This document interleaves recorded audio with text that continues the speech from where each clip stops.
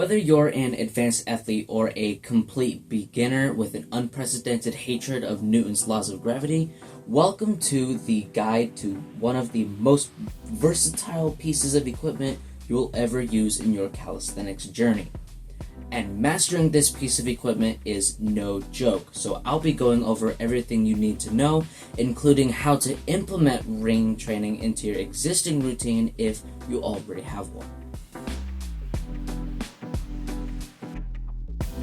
Calisthenics rings are a special piece of equipment for many reasons, one of which being that with even just a little force, they swing all over the place, a little like my GPA. Performing movements with this instability suddenly makes the movement 3 times more difficult, but also results in better stability, muscle connection, and bodily awareness with prolonged usage.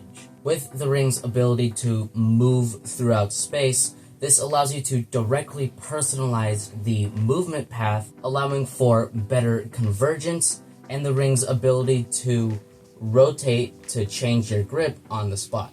And because the rings aren't fixed equipment, they are easier on your joints, allowing for more natural, joint-friendly movement patterns, and can reduce the risk of strain and injury compared to bars. And now it's time for the fun stuff. With the rings suspended in the air, you can perform movements above and below the rings, because apparently choosing whether or not you want to be on top or on the bottom isn't enough for you. The adjustable height to the rings not only expands the available movements for the rings, but also can play a part into adjusting your intensity. A general rule of thumb is that the farther the rings are away from the anchor, the more unstable the rings become, as they have more area to move. Next, as the more angled the rings become, the easier the movement, and vice versa. As you angle the rings, you place more of your weight on your feet, as it closer resembles standing straight, versus the more horizontal you make your body, the less weight you put on your feet, making the movement harder. You can combine both the angle and the height of the rings to find the exact intensity you're looking for. Another benefit of these suspended and separated handles is the increased range of motion in nearly every movement, allowing you to go deeper. And what I always say, who wouldn't want to go deeper? An increased range of motion leads to a longer time under tension, as well as a better stretch and contraction, resulting in improved hypertrophy stimulus and overall strength in the top and bottom halves of the movement. Something else that rings dominate is the potential for muscle isolation. With infinite movement pattern possibilities, you can simulate certain movements you otherwise couldn't with basic equipment. If imagining setting up equipment that looks like this makes you shit your pants a little, don't worry, I've got you. Start by throwing the buckle over your desired anchor point. Now, hopefully I shouldn't have to say this, but make sure your anchor point is able to support your body weight beforehand.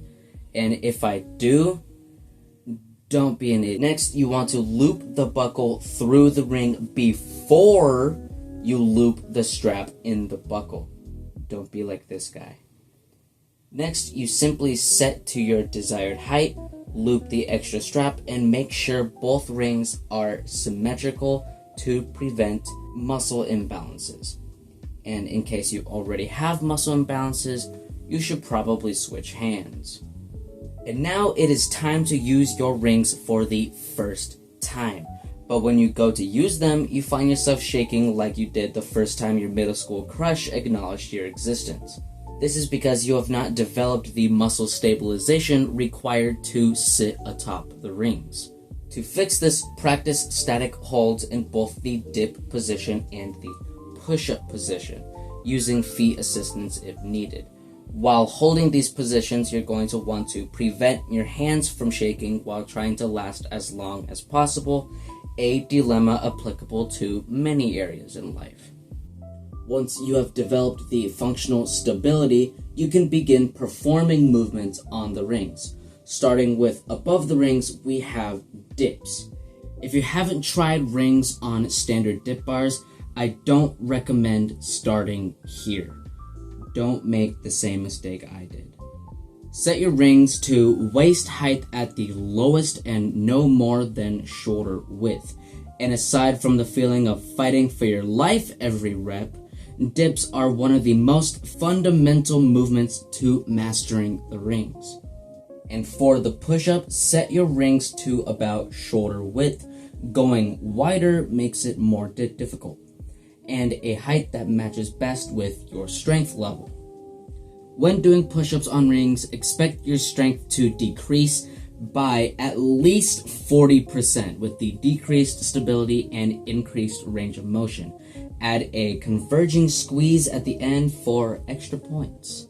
And now for under the rings, the ring is a movement I'd keep in my program no matter what skill level I am, even if I have to add 45 pounds to my body to make it difficult again. To perform the standard row, set your rings just over arm's length from the ground and a ring width depending on what movement you're trying to target. Experiment with different grips and grip combinations to see what works for you. Ring pull-ups wouldn't actually be all that special if it weren't for two reasons. The first being improved shoulder stability in the posterior chain, a movement plane that most people find difficult to stabilize. The second being the ring's ability to rotate, meaning you can change grip mid-rep, combining different pull-up variations in one swift motion. I just went over the basics in this video, but there are so many more movements possible because with calisthenics rings, the limit is one's imagination.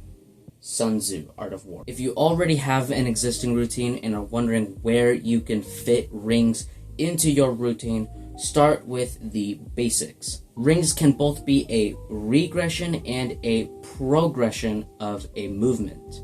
For example, if you can't do pull-ups yet, you might want to start with rows and work your way up. Or if you find that push-ups are too easy, you can do them on rings to make them more difficult and so on. Once you have developed substantial strength on the rings, you can incorporate more rings-focused skill training for the muscle-up or the iron cross if those are goals of yours. If you are interested in any of my other equipment tutorials, I recommend checking out this playlist right here. And with that, don't look for excuses, look for opportunities.